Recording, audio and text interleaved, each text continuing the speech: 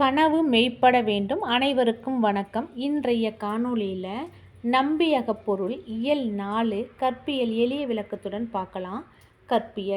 கற்பு அப்படின்னா இல்லற வாழ்க்கையை கூறுவதான் கற்பு. பிறர் அறியாதபடி களவின் கண் பழகி வந்த தலைவனும் தலைவியும் ஊரார் அறிய திருமணம் செய்து கொண்டு இல்லறம் நடத்துவது கற்பாகும். தலைவிக்கு தலைவனும் அவ்விருவருக்கும் இருமுது குறவர், அதாவது பெற்றோர், செவிலி, அந்தனர் போன்றோர் அறிவையும் ஒழுக்கத்தையும் கற்பிப்பதால் கற்பு என்பது காரண பெயராகும். கற்பொழுக்கத்தின் இயல்புகளை எடுத்துரைக்கும் இவ்வியல் கற்பியல் என பெயர் பெற்றது. இவ்வியலின் கண் அமைந்த நூற்பாக்கள் 10. இப்போ கற்போட இலக்கணம். கற்பின் இலக்கணம் 4. பொற்பமை சிறப்பின் கற்பு எனப்படுவது மகிழ்வும் ஊடலும் ஊடல் உணர்த்தலும் பிரிவும் பிறவும் மருவியது ஆகும். அதாவது மகிழ்வும் அப்படின்னா என்னென்னா பொலிவினை தருகின்ற சிறப்பினை உடையது கற்பு. இது மகிழ்வும் அப்படின்னா தலைவன் தலைவியர் கூடலால் தோன்றும் உள்ள மகிழ்ச்சி தான் மகிழ்வும். ஊடலும் அப்படின்னா அது சிறக்க தோன்றும் ஊடல். ஊடல் உணர்த்தலும் அப்படின்னா ஊடலை உணர்த்துதல். பிரிவும் அப்படின்னா தலைவன் தலைவியை பிரிதல் ஆகியவற்றுடன் பிறவும் பொருந்தியது ஆகும். கற்பின் இலக்கணம்னா பொற்பமை சிறப்பின் கற்பெனப்படுவது மகிழ்வும் ஊடலும் ஊடல் உணர்த்தலும் பிரிவும் பிறவும் மருவியது ஆகும். பொலிவினை தருகின்ற சிறப்பினை உடையது கற்பாகும். இது தலைவன் தலைவியர் கூடலால் தோன்றும் உள்ள மகிழ்ச்சி. 2 அது சிறக்க தோன்றும் ஊடல். 3 ஊடலால் உணர்த்துதல் தலைவன் தலைவியை பிரிதல் ஆகியவற்றுடன் பிறவும் பொருந்தியது ஆகும். கற்பிற்குரிய கிளவித்தொகை. கற்பிற்குரிய கிளவித்தொகை அப்படின்னா 7. இல்வாழ்க்கையே, பரத்தையின் பிரிவே, ஓதல் பிரிவே, காவல் பிரிவே, தூதின் பிரிவே, துணைவையின் பிரிவே, பொருள்வையின் பிரிவு என பொருந்திய 7ம் வளமளி கற்பின் கிளவித்தொகையே. இல்வாழ்க்கை முதலாக பொருள்வையில் பிரிதல் ஈராக சொல்லப்பட்ட 7ம் வளமிகுந்த கற்பிற்குரிய கிளவித்தொகையாகும்.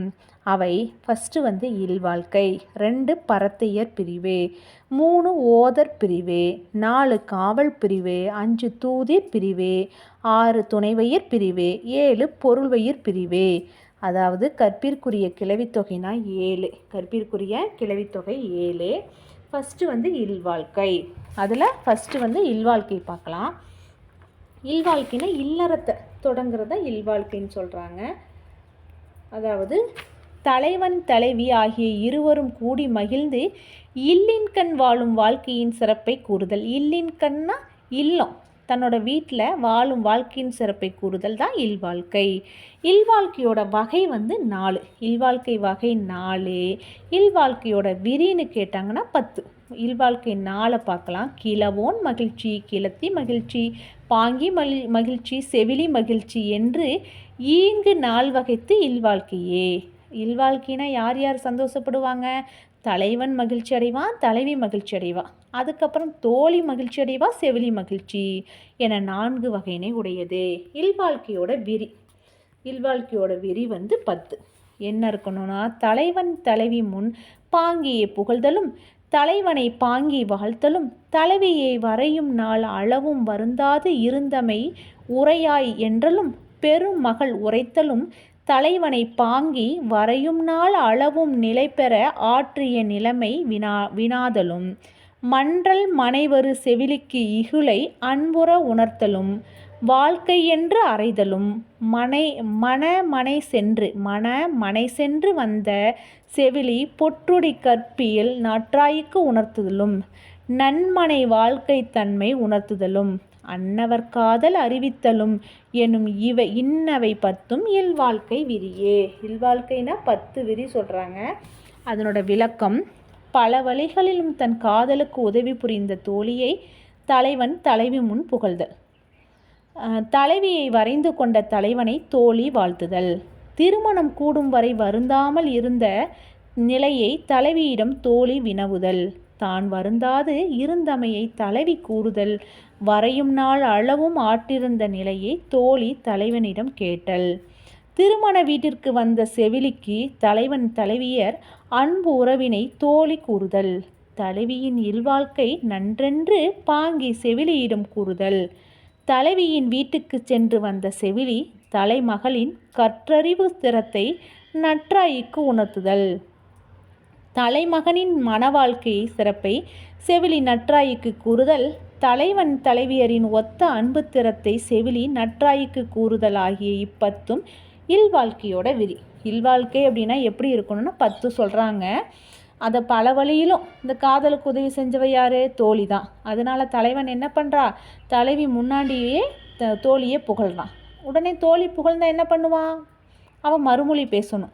அதனால் தலைவியை வரைந்து கொண்ட தலைவனை தோழி வாழ்த்துதல். எப்படியும் நீ வரைந்துக்கிட்ட பரவாயில்ல அப்படின்னு வாழ்த்துறான். அப்புறம் திருமணம் கூடும் வரை வருந்தாமல் இருந்த நிலையை தலைவியிடம் தோழி வினவுதல்.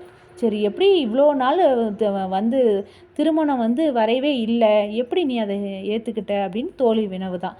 தான் வருந்தாது இருந்தமைக்கு தலைவி கூறுதல். நான் எப்படியாவது வருந்தாது இருந்துட்டேன் அப்படின்னு தலைவி கூறுறா. வரையும் நாள் அளவு மாற்றிருந்த நிலையை தோழி தலைவனிடம் கேட்டார். எப்படி திருமண நிகழ்வு வர வரைக்கும் எப்படி அந்த காதல் வாழ்க்கையில் பொறுத்திட்டு இருந்த அப்படின்னு கேட்குறான். அப்புறம் திருமண வீட்டிற்கு வரா செவிலி. சரியா? தலைவன் தலைவியோட அன்புறவை தோழி அந்த செவிலிக்கு சொல்கிறான். தலைவியில் இல்வாழ்க்கை நன்று நல்லா அமைஞ்சிருச்சு அப்படின்னு பாங்கி அந்த அம்மா கிட்ட செவிலி தாய்கிட்ட சொல்கிறா. தலைவியின் வீட்டுக்கு சென்று வந்த செவிலி தலைவியோட வீட்டுக்கு போய் எப்படி வாழ்க்கை நடத்துகிறா அப்படின்னு சென்று வந்த செவிலி தலைமகளினோட கற்றறிவு திறத்தை யாருக்கு போய் சொல்லுவா? அவங்க நற்றாய்க்கு போய் சொல்கிறா. எப்படி தெரியுமா? தலைவி திறமையாக குடும்பத்தை நடத்துகிறா அப்படின்னு நற்றாய்க்கு உணர்த்துதல். தலைமகனின் மகளின் மன வாழ்க்கை சிறப்பை செவிலி நற்றாய்க்கு கூறுது. மன வாழ்க்கை அருமையாக அமைஞ்சிருச்சு அப்படின்னு நற்றாய்க்கு போய் கூறுறா. யார் சொல்கிறா? செவிலி தான் போய் சொல்கிறா. தலைவன் தலைவரின் ஒத்த அன்பு திறத்தை செவிலி நற்றாய்க்கு கூறுதல். 2 பேரும் ஒருத்தர் மேலே ஒருத்தர் அன்பாக இருக்காங்க அப்படின்னு நற்றாய் செவிலி நற்றாய்க்கு கூறுறா. இந்த 10 இல்வாழ்க்கையோட விரி. அடுத்து கற்பியலில் ஒரு பாட்டு. தலைவன் தலைவியின் முன் பாங்கியே புகழ்தல். தலைவன் தலைவி முன்னாடி பாங்கியே புகழ்றான். தலைவன் தான் தலைவி முன்னாடி பாங்கியே புகழ்றது எப்படின்னா, அதிர் இசை அருவியும் பெருவரை தொடுத்த பல் தென் இறால் அல்குணரவும் நுந்தை நன்னாட்டு வெண்திறன் முருகு என நின் நோய்க்கு இயற்றிய வெறி நின் தோழி என்வையின் நோக்கலின் போலும் பன்னால் வருந்திய வருத்தம் தீரா நின் திருந்திலை பனைந்தோல் புணர வந்ததுவே அப்படின்னு கற்பியலில் ஒரு பாடல். அது என்னென்னா, தலைவன் தலைவியை தோழி முன்னாடி புகழ்கிறது. அடுத்து ஒரு குறுந்தொகை பாட்டு கொடுத்துருக்காங்க. தலைவியின் வீட்டிற்கு சென்று வந்த செவிலி அத்தலைவியின் திறமையை நற்றாயிடம் புகழ்ந்து கூறுதல். அந்த பொண்ணு எப்படி குடும்பத்தை நடத்துகிறா அப்படின்னு போய் செவிலி போய் பார்க்குறா. அந்த பொண்ணோட வீட்டுக்கு போய் பார்க்குறான். முழி தளிர் பிசைந்த இது குறுந்தொகை பாட்டு. முழி தயிர் பிசைந்த காந்தல் மென்விரல் கழுவூறு கலிங்கம் களாது உடியி குவளை உண்கண் குய்புகை கமல தான் துளந்து அட்ட தீம்புலி பாகர் இனிது என கணவன் உண்டலின் முன்னிதின் மகிழ்ந்தன்று ஒண்ணுதல் முகனே. இதன் பாடலோட பொருள்: முற்றிய தயிரை பிசைந்த காந்தல் மலரை போன்ற தன் மெல்லிய விரல்களை துடைத்தல் பெற்ற தன் ஆடையினை அவ்வழுக்கை நீக்குமாறு துவையாதையே உடுத்தி கொண்டவளாக குவளை மலரை போன்று விளங்கும் மையுண்ணும் தன் கண்களிலும் தாளித்த புகையினது நிறைய தான் துளாவி சமைத்த இனிதான புலிக்குழம்பினை இனிது என பார்வையாலே பாராட்டியபடியே தன் கணவன் உண்பதால் ஒல்லிய நுதலை உடைய தலைவனது முகமானது நுண்ணியதாக மகிழ்வு கொண்டது அப்படின்னு செவிலி போய் நற்றாய்க்கு உணர்த்துறா. அதாவது அந்த பொண்ணோட விரல் எப்படி இருக்குன்னா, முற்றிய தயிரை பிசைத்த காந்தல் மலர் போல மெல்லிய விரலாக இருக்குமா. அவள் சமைக்கிறப்ப அவள் உடுத்தியிருக்கிற ஆடையிலேயே அதை துடைச்சிக்குவாளாம். அந்த அழுக்கு படிஞ்ச ஆடையே அவள் மாற்றாமலேயே அதே அந்த ஆடை அழுக்கு படிஞ்ச ஆடையோலே இருக்காளாம். ஆனால் குவளை போன்று அவள் கண்கள் எப்படி இருக்குன்னா, குவளை போன்று விளங்கும் மையு உண்ணும் தன் கண்களிலும் தாளித்த புகையானது அந்த கண் வந்து கண் அழகாக இருக்குமா. அந்த சமையல்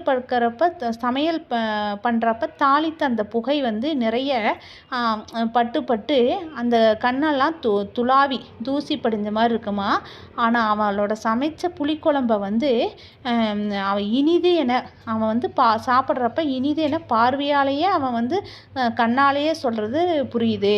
அந்த ஒல்லிய நுதல்ன நெற்றியை உடைய தலைவனோட முகமானது நுண்ணியதாக மகிழ்வு கொண்டது அப்படின்னு சொல்கிறா தலைவி. அதை போய் வந்து செவிலி வந்து நற்றாய்க்கு உணர்த்துறா. அதுக்கடுத்து பரத்தையர் பிரிவு அப்படின்னா, பரத்தையின் மேல் கொண்ட காதல் காரணமாக தலைமகன் தலைவியை பிரிந்து செல்லுதல் பரத்தையர் பிரிவாகும்.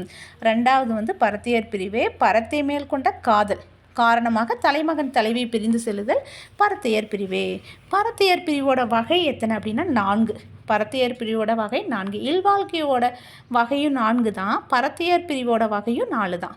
வாயில் வேண்டல், வாயில் மறுத்தல், வாயில் நேர்வித்தல், வாயில் நேர்தல் என்று ஆய பரத்தையின் அகர்ச்சி 4 வகைத்தே. அகர்ச்சின்னா பயணம், சரியா. வாயில் வேண்டல் இது பரத்தைனாவே வாயில் ஞாபகம் வச்சுக்கலாம். வாயில் வேண்டல்னா தலைவியின் ஊடல் போக்க தலைவியின் தோழியை தூதாக வேண்டுதல். தலைவியின் ஊடல் போக்க தலைவியின் தோழியை தூதாக வேண்டுதல். 2 வந்து வாயில் மறுத்தல் அப்படின்னா வாயில்களை ஏற்காமல் தலைவி மறுத்தல்.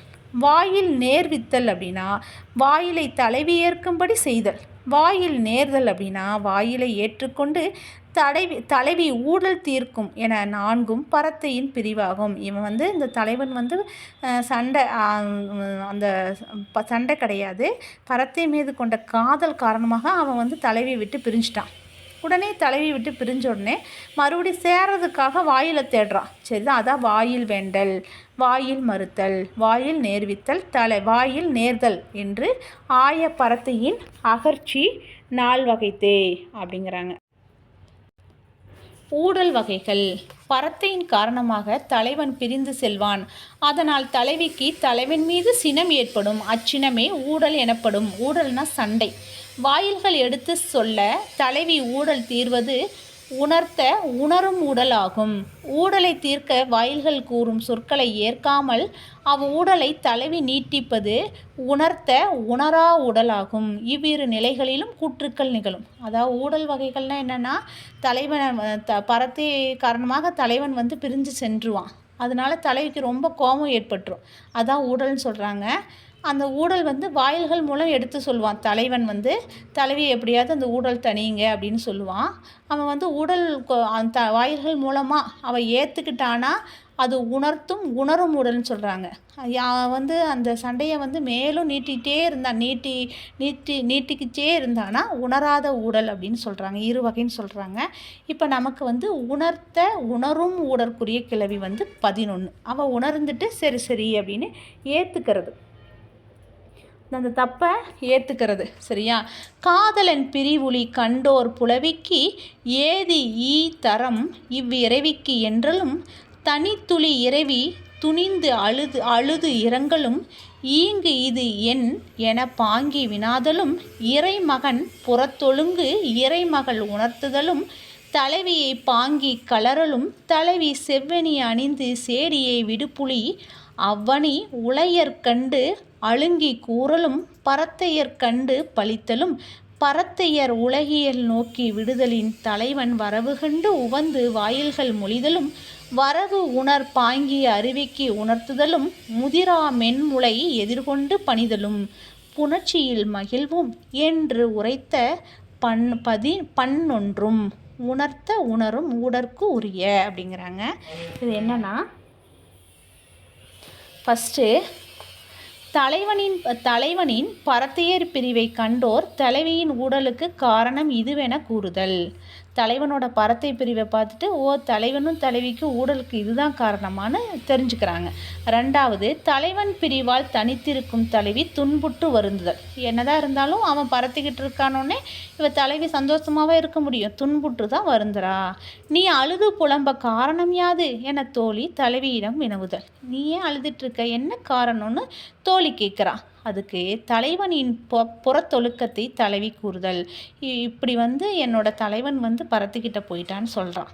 தலைவனின் பரத்தையர் ஒழுக்கத்தை கூறுதல் முறைமை அன்று என்று தோழி அறிவுரை கூறுதல். தலைவனோட பரத்தையர் ஒழுக்கம் இது சரியானது கிடையாது, இது முறையல்ல அப்படின்னு தோழி அறிவுரை சொல்கிறா.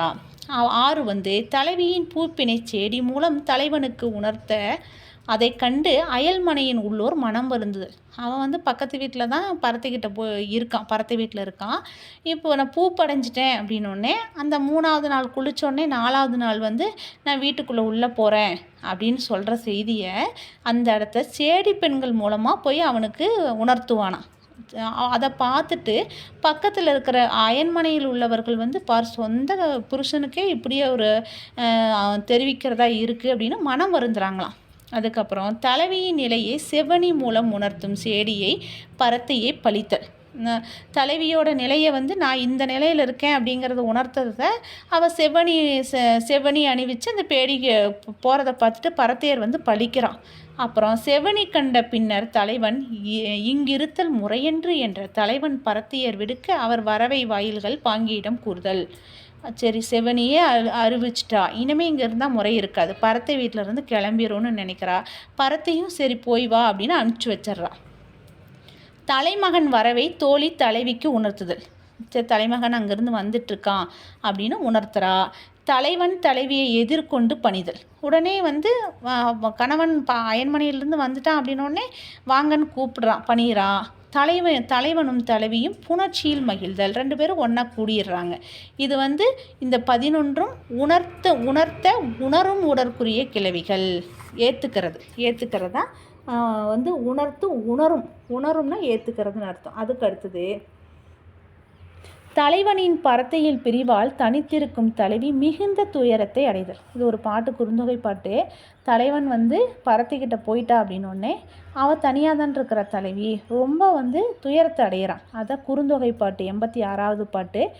சிறை பனி உடைந்த செயரி மலைக்கண் பொறையறு நோயோடு புலம்புலை கலங்கி பிறரும் கேட்குனர் உலர்கொள் உரை சிறந்து ஊதை தூற்றும் கூதிர் யாமத்து தான் உளம் புலம்புதோறும் உளம்பும் நானவில் கொடுமணி நல்கூர் குரலே.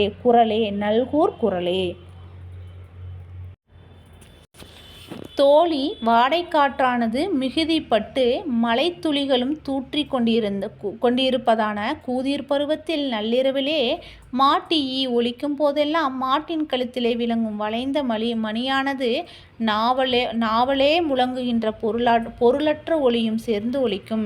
இந்த ஒலிகளை தடுக்கப்பட்ட நீர் உடைந்து துளியாக விழுகின்ற செவ்வரிகளை கொண்ட குளிர்ச்சியான கண்களையும் பொறுதற்கரிய காம நோயோடு தனிமை வருந்துதலால் கலங்கிய களங்கத்தையும் உடையலாயிருந்தது. வாடியிருக்கும் என்னை ஏனென்று கேட்பவர் தாம் பிறரும் உள்ளனரோ அப்படின்னு சொல்கிறா. என்ன சொல்கிறான்னா, தோழி வாடைக்காற்றானது தோழிக்கிட்ட வாடைக்காற்றானது மிகுதிப்படுத்து. மழைக்காலமாக இருக்குது, வாடைக்காற்று வீசுது. மழைக்காலத்தில் தூறல் போட்டுட்ருக்கு. அது கூதிர் பருவத்தில் நள்ளிரவில் மாட்டு ஈ அது மாட்டுக்கு கழுத்தில் சலங்கு கட்டியிருக்காங்க, மணி கட்டியிருக்காங்க. அது மாட்டு ஈ ஒலிக்கும் போதெல்லாம் மாட்டோட கழுத்தில் விளங்கும் அந்த மணியானது நாவலோ அப்படின்னு அந்த முழங்குமா. அந்த சவுண்டு இப்படின்னு தலையாட்டோம்ல, அப்போ முழங்குமா. அந்த பொருளற்ற ஓசையும் சேர்ந்து ஒலிக்குதான், அவள் காதில் ஒலிக்குதான். அந்த மாடு ஒவ்வொரு டைமும் அசைக்கிறப்ப அந்த சத்தம் அவள் காதில் ஒலிக்குதான். அந்த ஒளியை தடுப்பதற்கு நீர் உடைத்து துடியாக விழுகின்ற செவ்வரிகளை கொண்ட குளிர்ச்சியான கண்களையும், அவளோட கண் குளிர்ச்சியான கண்ணா, பொறுதற்குரிய காம நோயோடு தனிமையாக இருக்காளாம், கலங்கி இருக்காளாம். என்னை தேர்த்தருக்கு யாராச்சும் இருக்காங்களா அப்படின்னு கேட்குறா. இது குறிஞ்சி பாட்டு. இது பாடியவர் வெண்கொற்றன். அடுத்தது செவ்வனி அணிந்த சேடியர் மூலம் தம் பூப்பு நிலைமையை தலைவருக்கு உணர்த்த கண்ட அயலோர் வருந்துதல். செவ்வனி அணிவிச்சு அந்த சேடி பெண்ணை அந்த பூப்பு நிலையை தலைவனுக்கு உணர்த்து அப்படின்னு அனுப்பிச்சி வைக்கிறான். அதை பார்த்துட்டு அயலோர் வருந்துறாங்க. இது திணைமாலை 150 பாடல். ரத்தம் உடியி அணிப்பழுப்ப பூசி சிறந்தையால் செங்கழு நீர் சூடி பரத்தை நிலை நோக்கி கூறினும் நீ பொழியல் என்று மனை நோக்கி மானவிடும். இதனோட விளக்கம், தலைவனே செம்பட்டினை தலைவியின் சேடிகளில் ஒருத்திக்கு தோழி உடுத்துவித்து அணிந்துள்ள செவனிகளெல்லாம் நிறம் மாறும்படியாக செஞ்சாந்து அணிந்து மிகுந்த கருத்தோடு கூடி சிவந்த குவளை மலர்களை சூட்டி தலைவன் விருப்பத்தினை பெற்றுள்ள பரத்தையானவள் உன்னை பார்த்து வசைமொழிகள் சொல்வாளாயினும் அவளுக்கு எதிராக நீ ஒன்றும் சொல்லாது திரும்புவாயாக என்ற அறிவுரையினை அச்செடிக்கு சொல்லி நீ வாழும் இப்பரத்தையின் வீட்டை நோக்கி மகப்பேற்றால் நின் குலம் விளங்கி மேன்மையுறும்படியாக அனுப்பியுள்ளாள். கண்டோர் என்னன்னு சொல்கிறாங்க அப்படின்னா, கண்ட அயலோர் என்ன சொல்கிறாங்கன்னா, அந்த தலைவி அவள் அந்த அந்த செவ்வனியெல்லாம் அணிவிச்சு அந்த தலைவனுக்கு ஒரு பொண்ணை அணிவிச்சு அது எல்லா இதையும் பரத்தை வீட்டுக்கு அனுப்புகிறா. அங்கே போய் பரத்தை என்ன பண்ணுவா, திட்டுவா, உன்னை ஆனாலும் நீ ஒரு வார்த்தை கூட திரும்ப பேசாத, நீ என்ன காரியத்துக்கு போன, தலைவனுக்கு உணர்த்து தானே போன, அதை மட்டும் சொல்லிவிட்டு நீ திரும்பி வந்துருன்னு அறிவுரை சொல்லி தான் இந்த தலைவி அனுப்பிச்சிருக்கான். அப்படி இருந்தாலும் அவன் என்ன எதுக்காக அனுப்புகிறான் அப்படின்னா, அந்த மகப்பேற்றால் நுண் குலம் விளங்க மேன்மையுறும்படி மகப்பேற்றால் அப்படி நம்ம 2 பேரும் ஒன்றா இருந்ததுன்னா மகப்பேற்றால் குழந்தை பிறக்கும்ல, அது உன்னோட குலந்தான தளிக்க அனுப்பியிருக்கிறா அப்படின்னு சொல்லிட்டு அயலோர் வருந்தி சொல்கிறாங்க. அடுத்தது, உணரா உடருக்கு உரிய கிளவித்தொகை 14. அவன் பரத்திக்கிட்ட போயிட்டான் தலைவன். ஆனால் வாயில்கள் சேர்த்து வைக்கிறதுக்காக வர்றாங்க. ஆனால் அவன் அந்த உணரவே இல்லை, ஏற்றுக்கவே இல்லை. அப்படிங்கிறத உணரா உடற்குரிய கிளவித்தொகை 14.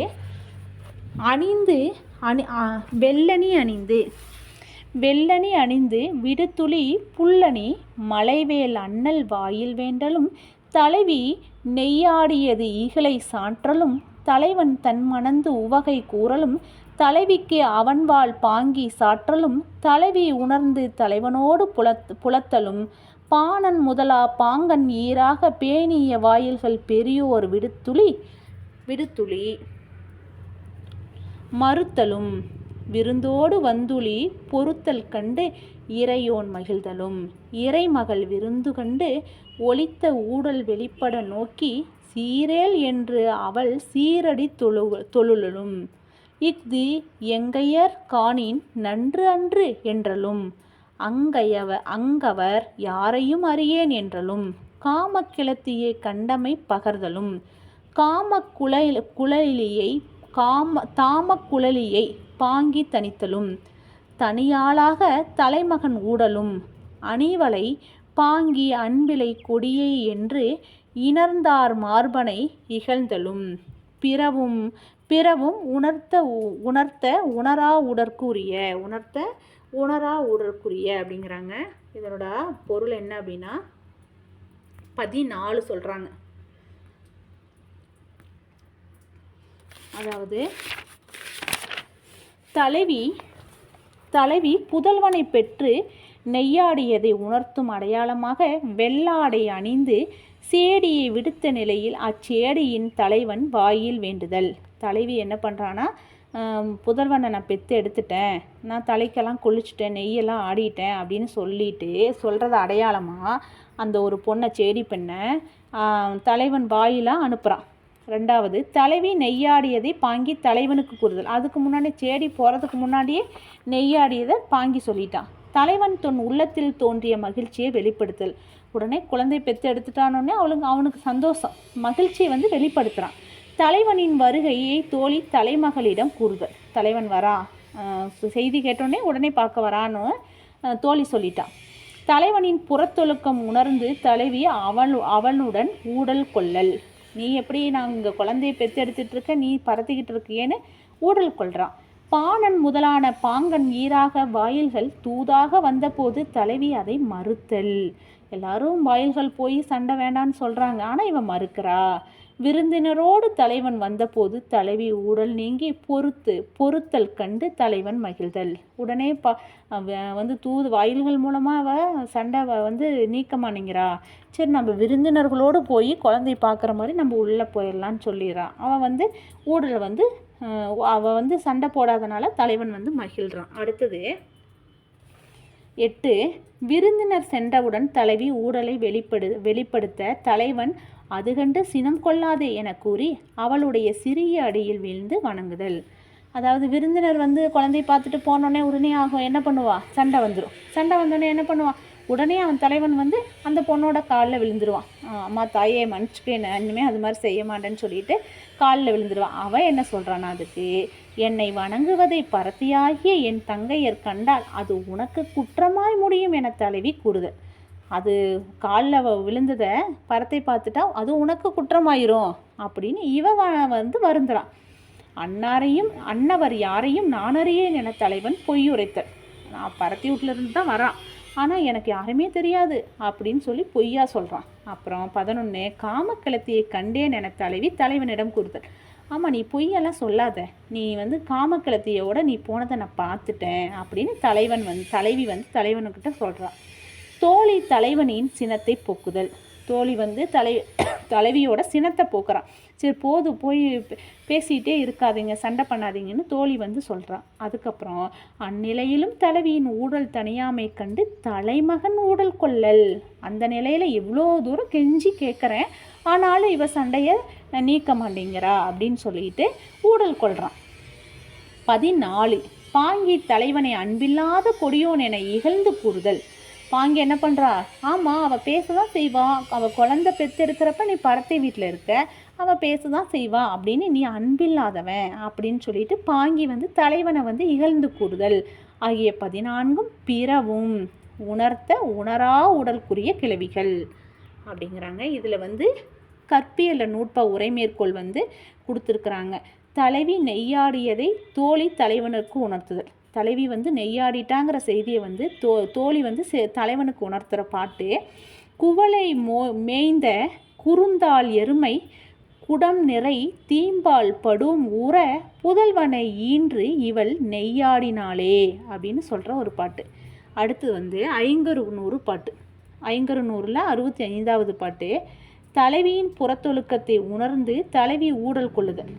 இவன் பறத்திக்கிட்டு இருக்கானோடனே இவன் ஊடல் கொள்கிறான். என்னென்னா, கரும்பு நடுப்பாத்தியில் கழித்த ஆம்பல் சுரும்பு பசி களையும் பெரும் புனல் ஊற புதல்வனை ஈன்ற எம்மேனி முயங்கு கண்மே தெய்யா நின் மார்பு சிதைப்பதுவே.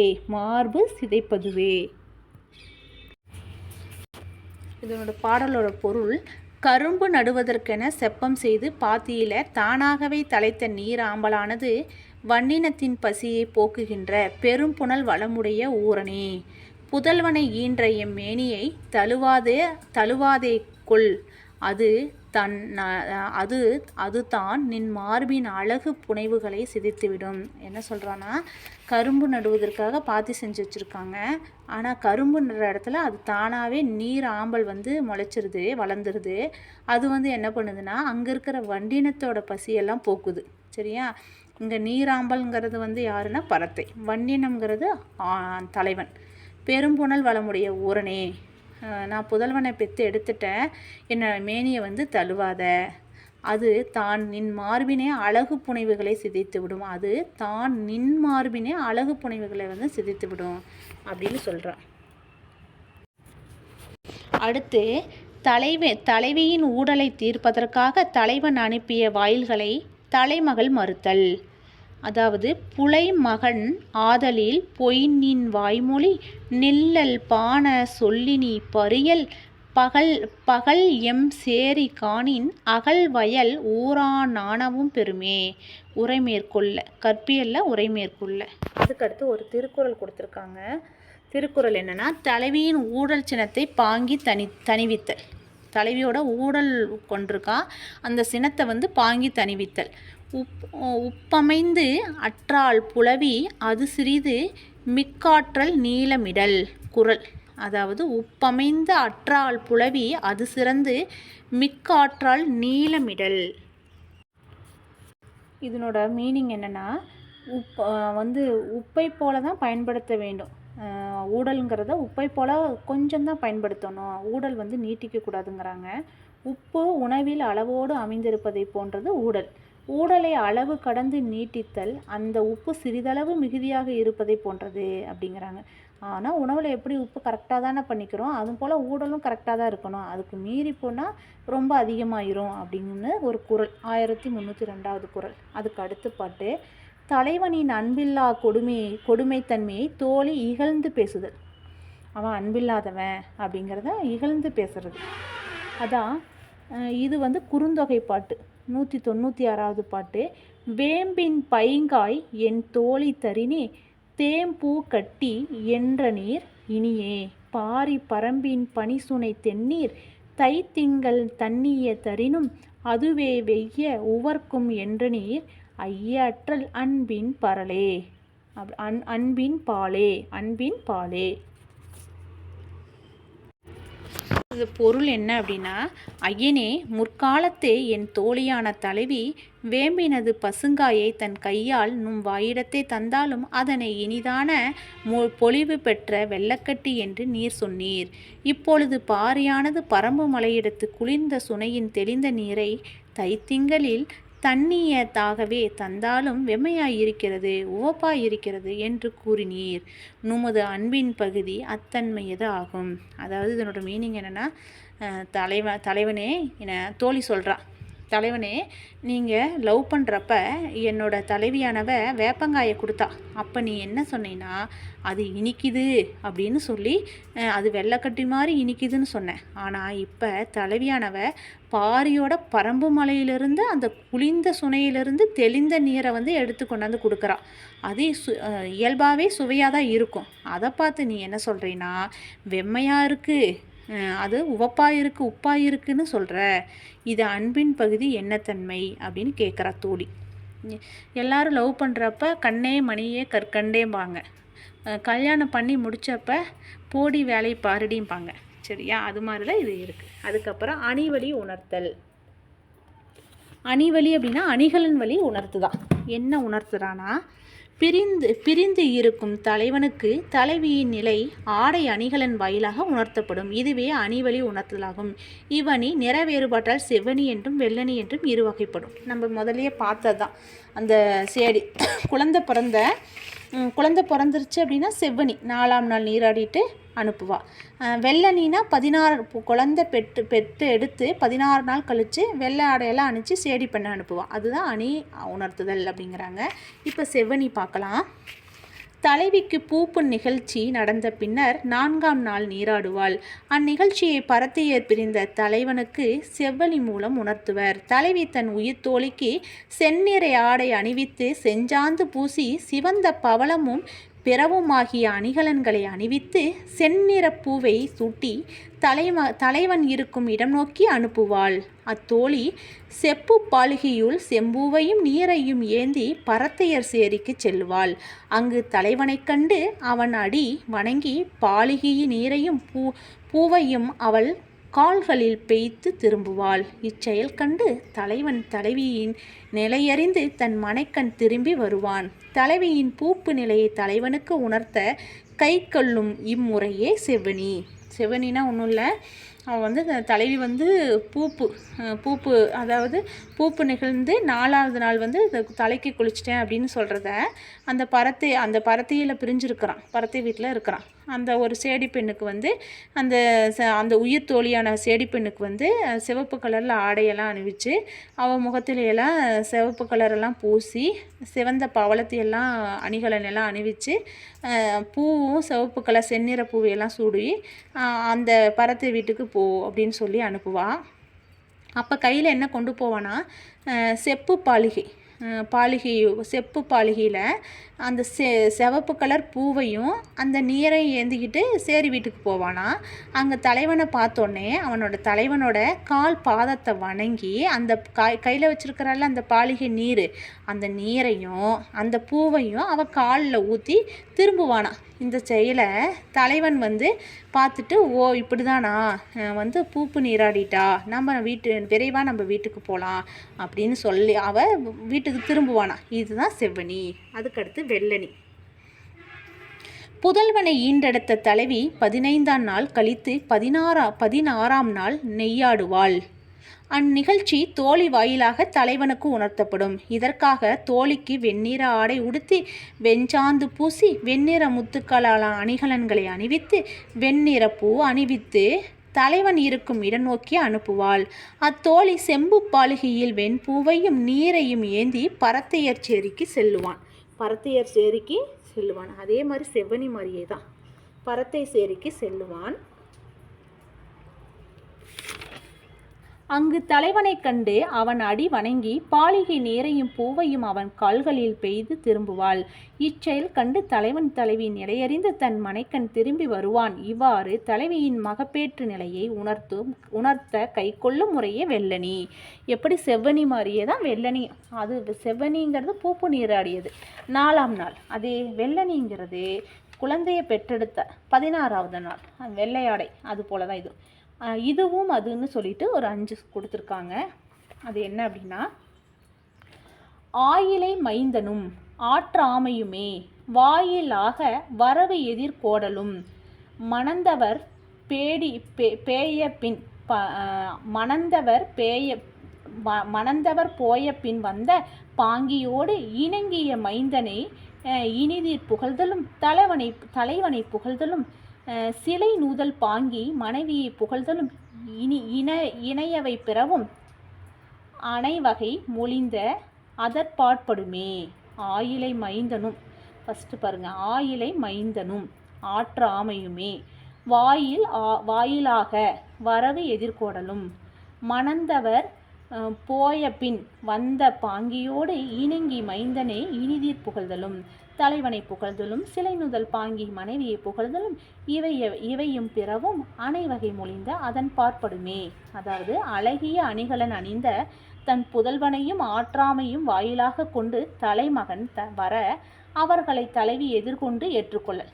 அதாவது குழந்தை பெற்றெடுத்திருக்கிறா அப்படின்னோடனே அழகிய அணிகலன்களையெல்லாம் அணிஞ்ச புதல்வனை அப்படி கையில் வச்சுக்கிட்டு அந்த ஆற்றாமை வாயிலாக சாக்கு போக்கு சொல்லிக்கிட்டு தன் குழந்தையோடு உள்ளே வந்துடுறான்.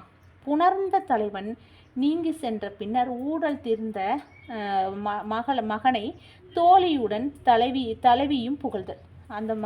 அந்த புணர்ந்த 2 பேரும் சேர்ந்துருவாங்க. அதுக்கப்புறம் என்னென்னா ஊடல் எல்லாம் தீர்ந்துட்டா அந்த மகனாலையும் தோழினால தானே இந்த சண்டையெல்லாம் தீர்ந்துருச்சுன்னா அவங்கள புகழ்கிறான் தலைவனை புகழ்ந்து கூறுதல். அதுக்கப்புறம் பாங்கி தலைவியை புகழ்ந்து பேசுதல். பாங்கி என்ன பண்ணுவான், பரவாயில்ல சண்டை இருந்தாலும் நீங்கள் சேர்ந்துக்கிட்டீங்க அப்படின்னு புகழ்ந்து பேசுகிறா. ஆகியவையும் இவை போன்ற பிறவும் உணரா உடலுக்குரிய கிளவி.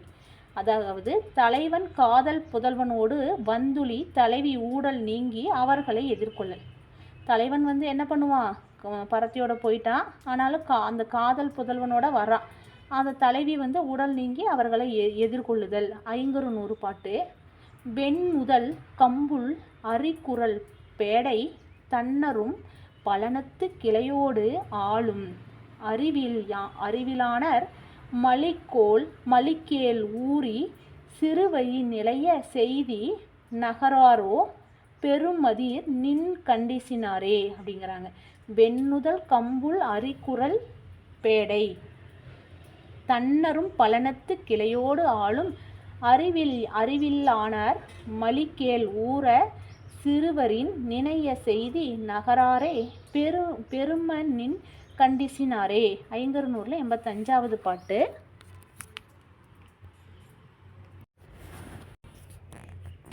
அதனோட பாட்டு என்ன அப்படின்னா, வெண்ணுதல் நூறுக்கு பாட்டு பாருங்கள். வெண்ணுதல் கம்புள் அரிக்குரல் பேடை தன்னரும் பலனத்து கிளையோடு ஆளும் அறிவில் யானர் மலிக்கேல் ஊற சிறுவரின் நினைய செய்தி நகராரோ பெருமதி நின் கண்டிசினாரே அப்படிங்கிறாங்க. அது என்ன அப்படின்னா, மென்மையான தலையுடைய சம்பா கோழியின் அரித்த குரலுடைய பேடையானது தன் சேவல் பிரிந்ததென்று குளிர்ந்த நறுவிய பலனத்திலுள்ள தன் கிளைகளோடு சொல்லி சொல்லி கூவியபடி இருக்கும். குற்றமற்ற மிகுதியான புதுவருவாயினுடைய ஊரனே, நீதான் சிறுவனைப் போல பின்விளைவு கருதாது இத்தகைய செயலை செய்கின்றாயே. நின்னை கண்டோர் நின் செயலை பற்றி எள்ளி நகையாட மாட்டார்களோ அப்படிங்கிறான். என்ன சொல்கிறான்னா, அந்த சம்பா கோழி மென்மையாக தலை சம்பா கோழிக்கு வெள்ளையாக இருக்குமா, அந்த அரித்த குரலுடைய பேடையானது அந்த பேடைனா அந்த பெண்ணானது தன்னோட சேவல் அந்த சம்பா கோழியை பிரிஞ்சதுனால அந்த சேவல் பிரிந்ததென்று அந்த பேடை வந்து சேவல் பிரிஞ்சிச்சுன்னு நினச்சிட்டு தன்னோட அந்த பலனம் அப்படின்னா அந்த வயலில் போயிட்டு தன் கிளையாரோடு சொல்லி கூவி பாடியிருக்குமா. என்னோட கணவன் பிரிஞ்சிட்டான் அப்படின்னு கூவி பாடியிருக்குமா. நீ வந்து குற்றமற்ற மிகுதியான புது வருவாயுடைய ஊரன் தான் நீயே, ஆனால் நீ சின்ன பையன் எப்படி செய்வானோ அது மாதிரி சிறுவன் மாதிரி இந்த செயலை செஞ்சுருக்க. உன்னை பார்த்தவங்க வந்து இந்த செயலை பற்றி எள்ளி நகையாட மாட்டாங்களா அப்படின்னு கேட்குறாங்க. அப்படின்னு யார் கேட்குறா அப்படின்னா, தலைவன் காதல் புதல்வனோடு வந்துளி தலைவி ஊடல் நீங்கி அவளை எதிர்கொள்ளல் தான். அடுத்தது ஊடல் நீங்கிய தலைவியை பாங்கி புகழ்தல்.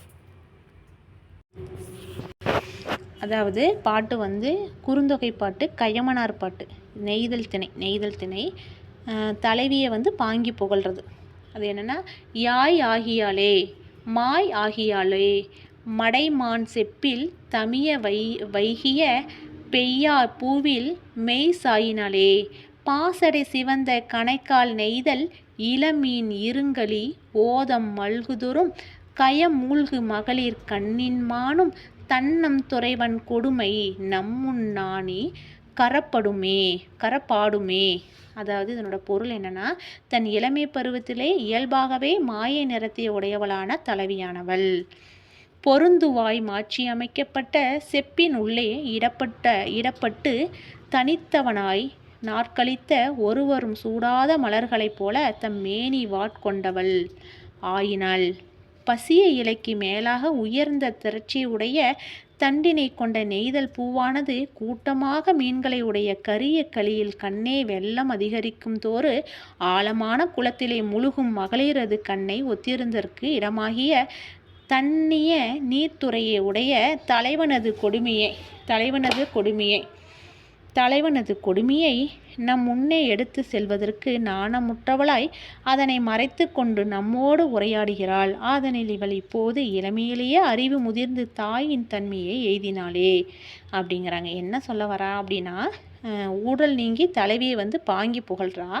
நீ வந்து சின்ன வயசு தான் உன்னோட வயசு, ஆனாலும் வந்து ரொம்ப மெச்சூரிட்டியாக இருக்க. நீ வந்து தலைவனோட தனிச்சு இருக்க. அப்படி இருந்த நாட்களில் கூட நீ வந்து ரொம்ப பொறுமையாக இருந்த. அந்த வந்து பசிய இலைக்கு மேலான திரட்சியுடைய தண்டினை கொண்ட நெய்தல் பூவானது அந்த கூட்டமாக மீன்களை வந்து கரிய களியில் கண்ணே வெள்ளம் அதிகரிக்கும் தோறு ஆழமான குளத்திலே மகிழும் மகளிரது கண்ணை ஒத்தியிருந்திருக்க இடமாகிய அந்த மீன் மாதிரி கண்ணை நீ ஒத்தியிருக்கிற. அந்த தண்ணிய நீர்த்துறையில உடைய தலைவனது கொடுமை, அவன் வந்து தனிமையில் இருந்தப்ப அந்த கொடுமையை கூட நான் முன்னே வந்து எடுத்து செல்வதற்கு நாணமுற்றவளாக நீ மறைத்து அந்த தலைவன் செய்த கொடுமையெல்லாம் மறைச்சு இப்போ குடும்பத்தோட நீ சேர்ந்துட்ட. நீ இளமையிலேயே வந்து அறிவு முதிர்ந்த தாயின் தன்மையை எய்துவிட்ட அப்படின்னு சொல்கிறான். அதாவது வயசு சின்ன வயசு தான், ஆனால் அவன் வந்து மெச்சூரிட்டியாக இருக்கா அப்படிங்கிறத சொல்கிறான். அதுக்கப்புறம் பரத்தையர் பிரிவின் பிரி வந்து 30. ஏன் 30 சொல்கிறாங்க அப்படின்னா, எல்லாத்தையும் சேர்த்து சொல்கிறாங்க. ஒன்று சூத்திரத்து மொழிந்தவை எல்லாம் ஆன்ற பரத்தையின் அகற்றியின் விரியே. 3 சூத்திரத்து மொழிந்தவை எல்லாம் ஆன்ற பரத்தையின் அகற்றி விரியே அப்படின்னா, அதாவது பரத்தையோட பிரிவு உணர்த்தும் உணரும் ஊடற்குரிய கிளவித்தொகைனா 11, உணர்த்தும் உணரா ஊடற்குரிய கிளவித்தொகைனா 14. அப்புறம் வந்து இதுவும் அதுவும் சொல்லிட்டு இதுவும் அது அப்படின்னு 5 சொல்லியிருக்காங்க. மொத்தமாக 30. பரத்தை பிரிவின் விரி அப்படின்னா மொத்தம் 30. பரத்தை பிரிவோட விரி 30. அதுக்கடுத்து இறுதியானது ஓதல் முதலாக ஐவகை பிரிவுகள். அந்த 6 வகை பிரிவு அதில் பரத்தையர் பிரிவு எடுத்துறாங்க. அப்புறம் ஐவகை பிரிவுன்னு சொல்கிறாங்க.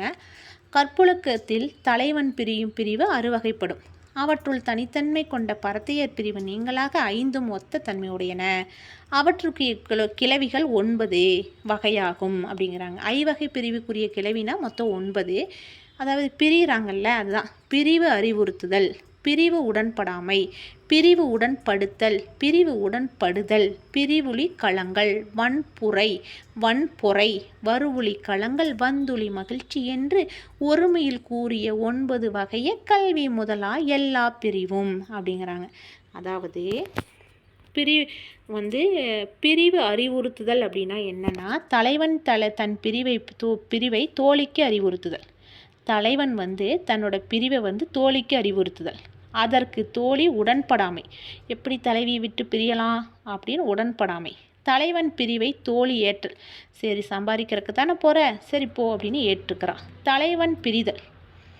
தலைவன் பிரிவால் தலைவி மனம் வருந்துதல். பிரிவின் இன்றியமையாமை தோழி வற்புறுத்தி கூறுதல். எதுக்காக பிரிகிறான்? உன்னை பிரியணுங்கிறதுக்காக, உன்னை மனம் வருந்தோணுங்கிறதுக்காக பிரியல, பொருள் சம்பாதிக்கிறதுக்கு தானே போகிறான் அப்படின்னு வற்புறுத்தி கூறல். அதனை ஏற்று தலைவி பிரிவு துயரை பொறுத்தல். சரி, பொறுத்துக்கிறான். வருகின்ற வழியில் கண்டவற்றால் தலைவன் மனம் கலங்கி கூறுதல். திரும்பி வரான், அந்த பாலை நிலத்தை அந்த இதெல்லாம் பார்க்குறான். அவன் மனசு வந்து கலங்கி கூறுறான்.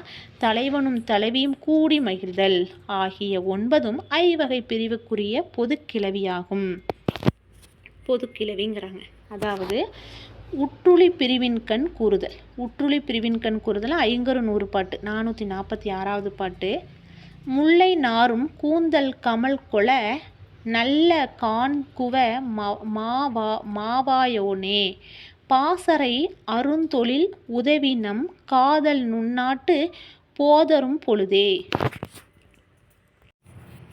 அதாவது இவன் வந்து பாசறையில் வந்து தங்கியிருக்கான்.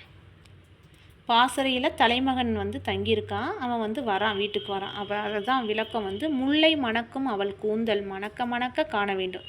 முல்லை மலர் வந்து மணக்கும் அவளை கூந்தலில், அதனால் மணக்க மணக்க அவளை காண வேண்டும். மாய நிறம் கொண்ட மாயோலை திருமகளை காண வேண்டும். அவன் நிறத்தை சொல்லவே முடியாது, அந்த திருமகளை நான் பார்க்கணும். பாசறையில் அரிய தொழிலை நிறைவேற்றிய பின்னர் என் காதல் வாழும் நாட்டுக்கு செல்லும் போது தானே காண முடியும். என் தலைவியை எப்போ போய் பார்க்க முடியும்? என் நாட்டுக்கு போனால் தானே பார்க்க முடியும் அப்படிங்கிறான்.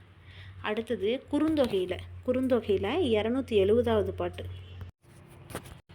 அதாவது இதனோட செய்வினை முடிந்த செம்மல் உளமோடு இவளில் மேவினமாகி குவளை குறுந்தாள் நாள் மலர்நாரும் நறுமென் கூந்தல் மெல்ல அணையாமே அப்படிங்கிறாங்க. அதாவது செய்ய கருதிய வினையை செய்து முடித்த நிறைவை கொண்ட உள்ளத்தோடு யாம் இவளோடு பொருந்தினும் ஆகினோம்.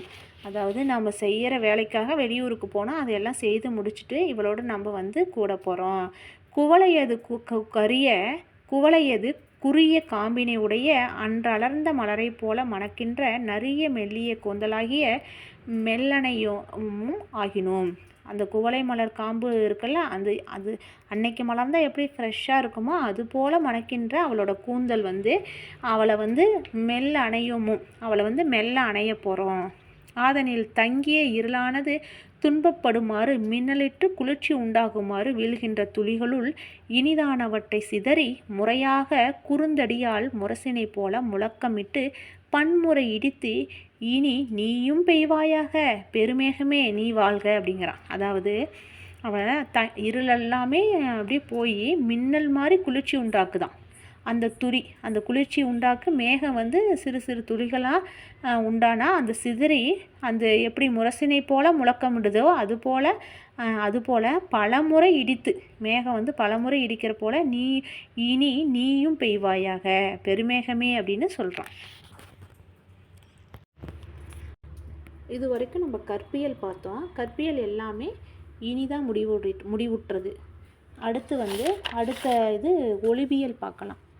நன்றி. வாழ்க வளத்துடன்.